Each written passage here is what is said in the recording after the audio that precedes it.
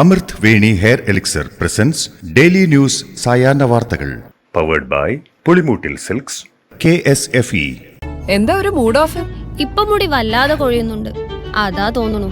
ഈസ്ട്രജന്റെയും vitamin ഡിയുടെയും കുറവാണ് മിക്ക സ്ത്രീകളുടെയും മുടി കൊഴിച്ചിലിന്റെ പ്രധാന കാരണം. അമൃത് Veni hair elixir for women സ്ത്രീകളുടെ മുടിയുടെ വളർച്ചയ്ക്കും ശക്തിക്കും അത്യാവശ്യമായ herbal ഈസ്ട്രജനാലും vitamin ഡിയാലും സമ്പുഷ്ടമാക്കിയതാണ് Amrit Veni hair elixir for women. നമസ്കാരം, ഞാൻ ഷാജി പത്മനാഭൻ. ഡെയിലി ന്യൂസിന്റെ സായാഹ്ന വാർത്തകളിലേക്ക് സ്വാഗതം. ഇന്ന് ഓഗസ്റ്റ് 5 തിങ്കളാഴ്ച.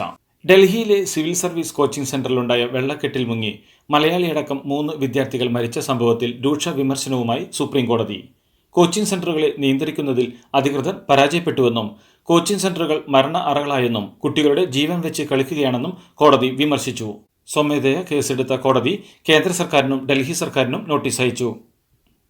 അനധികൃത കയ്യേറ്റവും ഖനനവും അനുവദിച്ചതിന്റെ ദുരന്തമാണ് വയനാട് നേരിടുന്നതെന്ന വിമർശനവുമായി കേന്ദ്ര വനം മന്ത്രി ഭൂപേന്ദ്ര യാദവ്.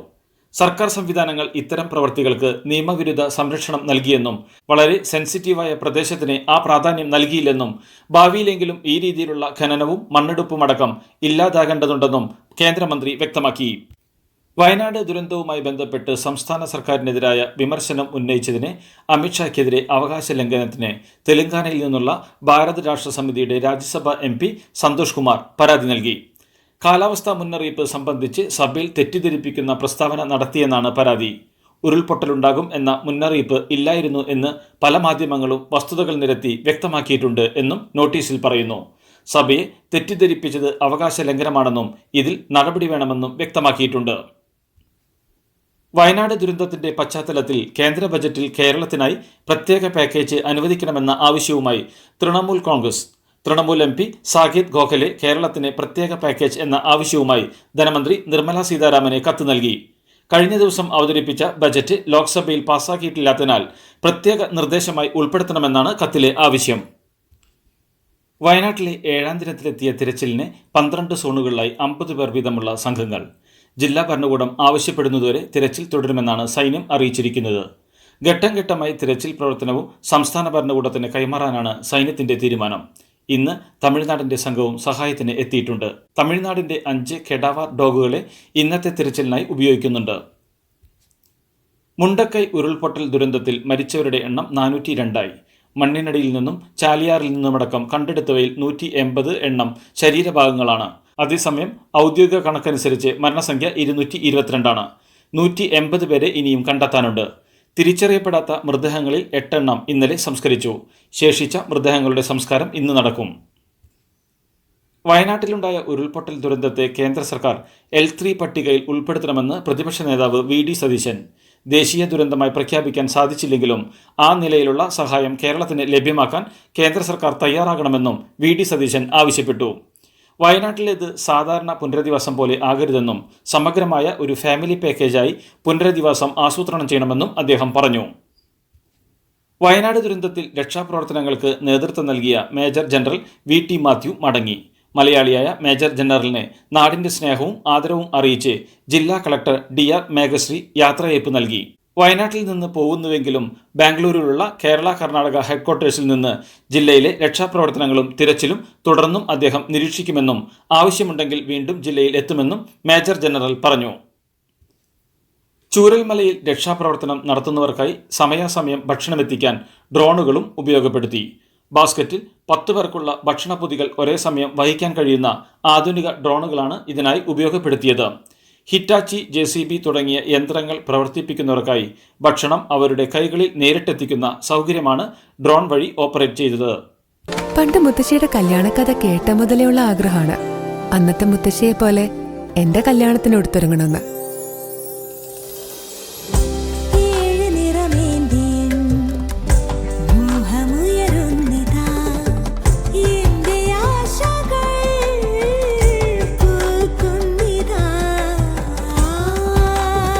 ചില ബന്ധങ്ങൾ തുടർന്നുകൊണ്ടേയിരിക്കും. Celebrating 100 years of Pulimoottil silks. പുനരധിവാസം തീരുമാനിക്കുന്നതിന് മുമ്പ് ക്യാമ്പിൽ കഴിയുന്നവരുടെ അഭിപ്രായം കേട്ട ശേഷമേ പുനരധിവാസം എങ്ങനെ എവിടെ വേണം എന്ന് തീരുമാനിക്കുകയുള്ളൂ എന്ന് പൊതുമരാമത്ത് മന്ത്രി മുഹമ്മദ് റിയാസ്. ഉരുൾപൊട്ടൽ ദുരന്തം വിതച്ച വിലങ്ങാട് ടൗൺ, ഉരുട്ടിപ്പാലം, മരണപ്പെട്ട കുളത്തിങ്കൽ മാത്യു മാസ്റ്ററുടെ വീട്, മഞ്ഞച്ചീളി, പാലൂർ എന്നിവിടങ്ങളിലും ദുരിതാശ്വാസ ക്യാമ്പുകളിലും മന്ത്രിയുടെ നേതൃത്വത്തിൽ സന്ദർശനം നടത്തിയിരുന്നു. MP, MLA, ജില്ലാ പഞ്ചായത്ത് എന്നിവരുടെ പക്കൽ പുനരധിവാസത്തിന് സഹായ വാഗ്ദാനം ലഭിച്ചിട്ടുള്ളതായി മന്ത്രി പറഞ്ഞു. ഇതെല്ലാം കൂടി ഒരു ഏകജാലക സമ്പ്രദായത്തിലൂടെ ഏകോപിപ്പിക്കാനാണ് ശ്രമിക്കുന്നത്. ജില്ലാ കളക്ടറുടെ റിപ്പോർട്ട് ലഭിച്ച ശേഷം ചർച്ച ചെയ്ത് ഇക്കാര്യത്തിൽ തീരുമാനമെടുക്കുമെന്നും അദ്ദേഹം കൂട്ടിച്ചേർത്തു. വയനാട്ടിലെ മുണ്ടക്കൈ ഉരുൾപൊട്ടൽ ബാധിതർക്കുള്ള സഹായപിരിവുമായി ബന്ധപ്പെട്ട് വയനാട് കളക്ടർ മേഘശ്രീയുടെ പേരിൽ തട്ടിപ്പ്. ഉരുൾപൊട്ടൽ ദുരന്തത്തിൽ ദുരിതാശ്വാസത്തിന് പണം ആവശ്യപ്പെട്ട് കളക്ടറുടെ ചിത്രം പ്രൊഫൈൽ ഫോട്ടോ വെച്ചാണ് വാട്സപ്പ് വഴി പണം തട്ടിപ്പ് നടന്നത്. കളക്ടറുടെ പരാതിയിൽ സൈബർ പോലീസ് കേസെടുത്തു. മുണ്ടക്കൈ ചൂരൽമല ഉരുൾപൊട്ടൽ ദുരന്തത്തിൽ മരിച്ചവരുടെ മൃതദേഹങ്ങൾ തിരയാനായി പോയി ചാലിയാർ പുഴയുടെ തീരത്തുള്ള വനപ്രദേശത്ത് അകപ്പെട്ട 18 പേർ തിരികെയെത്തി. ഇന്നലെയാണ് നിലമ്പൂർ ഭാഗത്തുനിന്ന് തിരച്ചിലിനായി പോയ സംഘം വനത്തിൽ കുടുങ്ങിയത്. രാജ്യത്തെ മാധ്യമപ്രവർത്തകരുടെ പ്രതിസന്ധികൾ രാജ്യസഭയിൽ ഉയർത്തി CPM MP വി ശിവദാസൻ. രാജ്യത്തെ ഭൂരിഭാഗം മാധ്യമപ്രവർത്തകരും അടിസ്ഥാന സൗകര്യം പോലും ലഭിക്കാതെ ദുരിതത്തിലാണെന്ന് വി ശിവദാസൻ രാജ്യസഭയിലെ ചോദ്യോത്തരവേളയിൽ പറഞ്ഞു. അടിസ്ഥാന സൗകര്യമോ പെൻഷനോ ന്യായമായ വേതനമോ ലഭിക്കാതെയാണ് ഭൂരിഭാഗം മാധ്യമപ്രവർത്തകരും ജോലിയെടുക്കുന്നതെന്ന് MP ശിവദാസൻ രാജ്യസഭയിൽ ഉന്നയിച്ചു. ഗൾഫ് രാജ്യങ്ങളിലേക്കുള്ള വിമാന ടിക്കറ്റ് നിരക്ക് ഉയർത്തൽ കൊള്ളയെന്ന് ജെബി മേത്തർ MP രാജ്യസഭയിൽ വ്യക്തമാക്കി. ഹോളിഡേ സീസൺ ഹൊറർ സീസണായി മാറിയെന്നും സംഘടിത കൊള്ളയാണ് നടക്കുന്നതെന്നും സംഘടിത കൊള്ളയിൽ സർക്കാരും പങ്കാളിയാകുന്നുവെന്നും ജെബി മേത്തർ MP പറഞ്ഞു.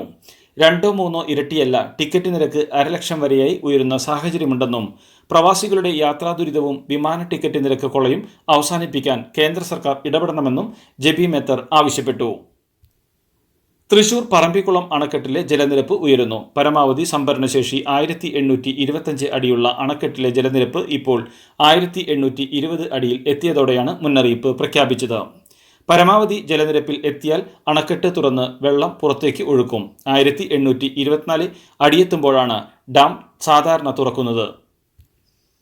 വീട്ടിൽ കയറി യുവതിക്ക് നേരെ വെടിയുതിർത്ത കേസിൽ പ്രതിയായ വനിതാ ഡോക്ടറെ 4 ദിവസത്തെ പോലീസ് കസ്റ്റഡിയിൽ വിട്ടു. തിരുവനന്തപുരം ജുഡീഷ്യൽ 1ാം ക്ലാസ് മജിസ്ട്രേറ്റ് കോടതിയാണ് പ്രതിയെ പോലീസ് കസ്റ്റഡിയിൽ വിട്ടത്. പ്രതിയുമായി എറണാകുളത്തും കൊല്ലത്തും തെളിവെടുപ്പ് നടത്തുമെന്ന് പോലീസ് പറഞ്ഞു.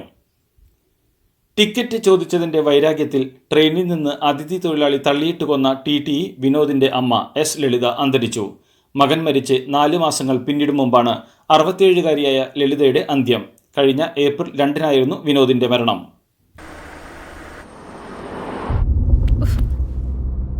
ഇതിലും നല്ലത് ബസ്സിൽ പോകുന്നതായിരുന്നു. ഇന്നോവ ക്രിസ്റ്റ വരും. അതെ, 17 പേർക്കാണ് ഇന്നോവ ക്രിസ്റ്റ കിട്ടാൻ പോകുന്നത്. മെഗാ സമ്മാനമാണെങ്കിലോ പുതുപുത്തൻ ബെൻസ് കാറും. പിന്നെ ആദ്യ സീരീസിൽ 170 പേർക്ക് ഐഫോണും. ഇത്തവണ സമ്മാനങ്ങളുടെ നക്ഷത്രത്തിലക്കവുമായി KSFE ഗാലക്സി ചിട്ടികൾ. ഗുണ എന്ന ചിത്രത്തിലെ കൺമണി അമ്പോട് എന്ന ഗാനം മഞ്ഞുമൽ ബോയ്സ് എന്ന സിനിമയിൽ ഉപയോഗിച്ചതിന്റെ പേരിൽ നിർമ്മാതാക്കളും സംഗീത സംവിധായകൻ ഇളയരാജയും തമ്മിലുള്ള വിവാദം ഒത്തുതീർന്നു. മഞ്ഞുമൽ നിർമ്മാതാക്കൾ ഇളയരാജയ്ക്ക് നഷ്ടപരിഹാരം നൽകിയെന്നാണ് സൂചന. തന്റെ അനുമതിയില്ലാതെയാണ് ഗാനം ഉപയോഗിച്ചതെന്ന് ഇളയരാജയും ചിത്രത്തിന്റെ മ്യൂസിക് റൈറ്റ്സ് കൈവശമുള്ളവരിൽ നിന്നും അവകാശം കരസ്ഥമാക്കിയിരുന്നു എന്ന് മഞ്ഞുമൽ ബോയ്സ് നിർമ്മാതാക്കളും പറഞ്ഞിരുന്നു. ബീഹാറിൽ കൻവാർ തീർത്ഥാടകർ സഞ്ചരിച്ച വാഹനം വൈദ്യുതി തൂണിലിടിച്ചുണ്ടായ അപകടത്തിൽ 9 തീർത്ഥാടകർ വൈദ്യുതാഘാതമേറ്റ് മരിച്ചു. ഇന്നലെ രാത്രി വൈശാലി ജില്ലയിലെ ഹാജിപൂർ മേഖലയിലാണ് അപകടം നടന്നത്. സോൻപൂർ പഹ്ലേജ ഘട്ടിൽ നിന്ന് മടങ്ങുന്ന വഴി തീർത്ഥാടകർ സഞ്ചരിച്ച വാഹനം വൈദ്യുതി തൂണിൽ ഇടിക്കുകയായിരുന്നു. അപകടത്തിൽ 6 പേർക്ക് പരിക്കേറ്റു. ഇതിൽ 2 പേരുടെ നില ഗുരുതരമാണ്.